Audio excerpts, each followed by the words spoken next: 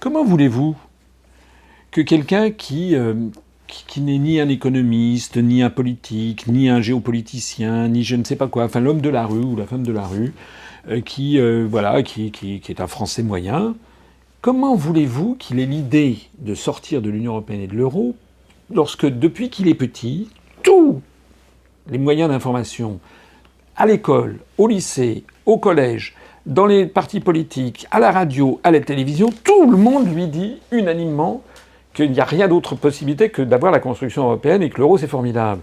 Donc il faut avoir comment dirais-je, de la personnalité et une certaine capacité à remettre en cause les choses pour se dire et si c'était pas vrai. On est dans une situation, la société française actuelle est une société qui est presque de nature totalitaire.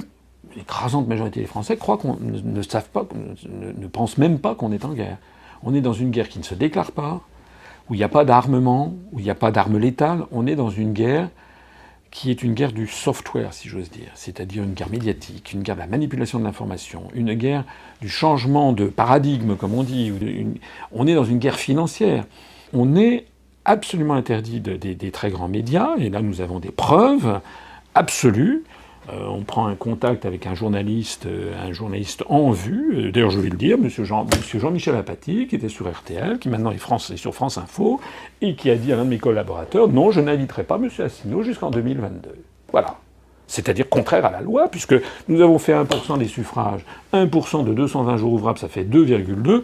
Normalement, je dois être invité sur la seule chaîne France Info, normalement à peu près deux émissions par an. Voilà. Et si j'y ajoute toutes les autres radios, je devrais passer tous les 15 jours sur une émission de grande écoute sur les grandes chaînes de télévision et de radio françaises. Pour l'instant, on a 0 depuis le vendredi qui précède le premier tour de la présidentielle. Donc nous faisons l'objet, et le CSA ne fait pas son travail, parce que nous sommes le mouvement politique qui risque de faire changer le système.